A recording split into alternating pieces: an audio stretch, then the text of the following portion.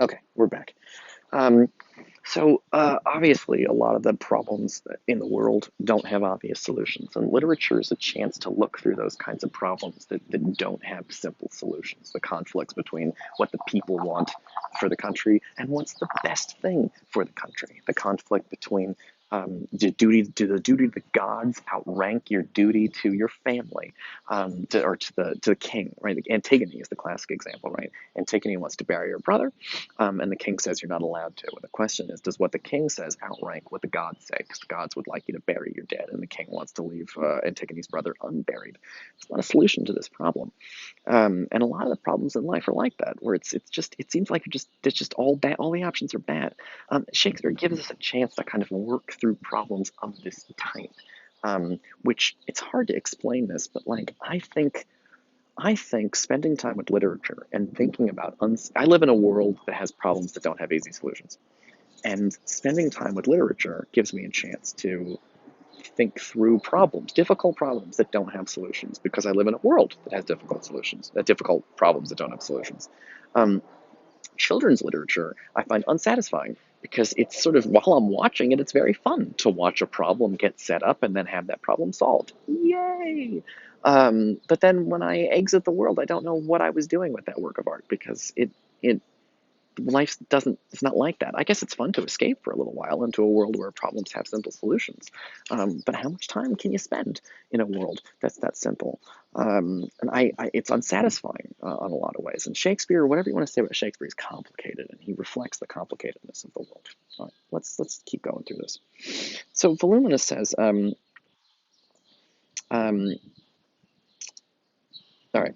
For myself, son, I purpose not to wait on fortune till these wars determine. If I cannot persuade thee rather to show a noble grace to both parts than seek the end of one, thou shalt no sooner march and assault thy country than to tread. Trust to it, thou shalt not, on thy mother's womb that brought me to this world. Um, so Volumina is making it pretty clear that if she can't convince Coriolanus to not destroy Rome, she's going to kill herself, which is a major, in terms of what are moms going to say to manipulate their children into doing what they want. The threat of I might as well just go kill myself, is a pretty big one. But also this reference that she makes, which is so dramatic, and I just love it so much. If I cannot persuade thee rather to show a noble grace to both parts than seek the end of one, meaning you gotta, don't just, you're just trying to destroy Rome. I don't want to see you or Rome destroyed.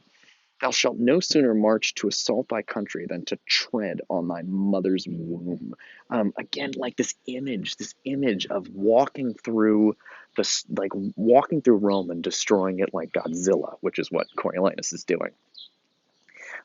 She compares to stepping on her womb, which is just such a it's an amazing bit that really emphasizes, like, I carried you for 9 months and this is how you treat me. I did everything for you. It's such a dramatic sort of mom guilt trip. Um, but also the image is really interesting too. This idea of stepping on her womb and crushing it, is compared to Coriolanus destroying the city.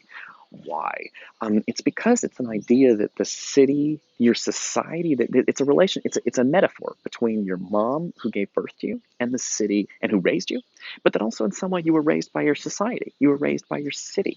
Um, and so this idea that a mother's womb is like a city, in the sense that it provides it's where you come from. And wherever you come from, you owe some kind of respect to not destroy it. And so she does this link between Rome and the city. And I would Google this if I could, but I don't have a computer screen behind me. But Rome was founded by a guy named Romulus. And there's a whole story about these. The kid that founded Rome was raised by a wolf. And so there's a whole thing in here, I think, about Volumina being a little bit like the wolf who helped raise the boys that founded Rome in mythology. But I would need to look that up to sort of check on that. Maybe I'll do that between the two videos.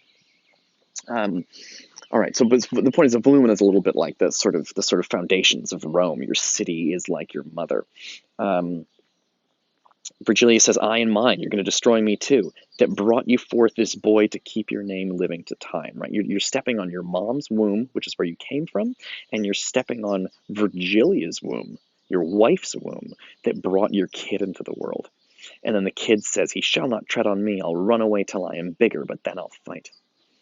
Coriolanus says, not of a woman's tenderness to be requires nor child nor woman's face to see. I have sat too long.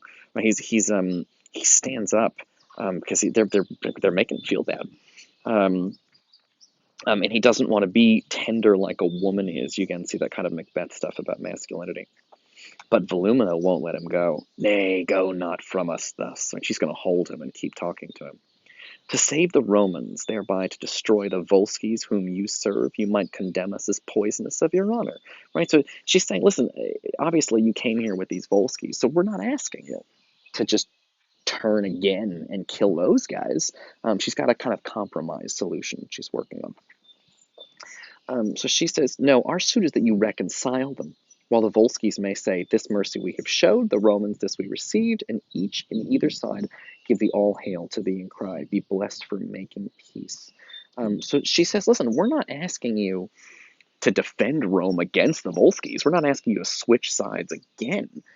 She says, what we want is compromise. We just want a peaceful solution to both sides. Now, this is an attempt to avoid exactly what I was saying earlier, which is that, right, that there's two options, both of them bad, right? Either Coriolanus destroys Rome and his family, or his family is spared and Coriolanus is destroyed because he lost the war and didn't kill his whole family in Rome.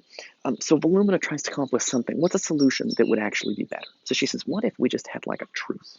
What if we had a truce? And we decided, and we didn't, nobody killed anybody. Bring peace. But I hope you can see, you've spent this whole play with Coriolanus, you spent a lot of time with him. I hope you can see why that's not a solution for him, because he doesn't know how to live in a world of peace. He already tried that. He tried to live a peaceful life as a senator. He's not built for it. And so the problem is that Coriolanus is built for war. And if Volumina's solution to this war is to end it on peaceful terms instead of with bloodshed, that might work out good for the Volsces. That might work out good for the Romans, but that is not going to work out good for Coriolanus, because everything about this play has told us he is incapable of enjoying a peaceful world. He is a warrior through and through. He is here to fight and do battle. And the first thing when he went into exile, he did not just go start, he didn't become a farmer and live off the land. He went to his greatest enemy and said, let's fight together. So he's not built for it. So Volumina thinks she's helping, but she doesn't understand that. She built a son who lives for warfare and fighting, and he just doesn't have a place. You can try to have peace between the two countries, but Coriolanus is not a man who's built for peace, and she's going to destroy him in the process. She doesn't know that. She doesn't realize that. She somehow missed it, but because she thinks she controls him well enough that she can sort of find a place for him to fit in, but she can't. And this is the tragedy of the play. So she continues on here. Thou knowest, great son, the end of war is uncertain, but this certain, that if thou conquer Rome, the benefit which thou shalt thereby reap is such a name whose repetition will be dogged with curses, whose chronicle thus writ, the man was noble, but with his last attempt he wiped it out, destroyed his country, and his name remains to the ensuing age abhorred. Meaning, like, if you destroy your country, remember, if you destroy your country, you're going to be hated forever. Notice, by the way, the line earlier in the play where Virgilia says, I brought, his mom's like, you're going to step on my womb. And Virgilia says, you're going to step on my, Volumina, his mom, says, you're going to step on my womb, the womb that brought you in the world. And Virgilia says, you're going to step on my womb, the womb that brought your kid into the world. And your kid is going to keep your name living to time, because your name will live on, your family line lives on. But Volumina points out that one of the things we talked about last time was that the Romans live for fame, right? They want to live forever in the names and hearts of future history. And she says, if you destroy your own city, your name will live on. It's going to be hated. Everybody's going to know you as the traitor who blew up his own fucking city. And so she speaks to his, if his desire to be a warrior is connected to his desire for fame and to kind of as a way of living forever in the hearts and minds in the history books, she points out that history will not look kindly on this.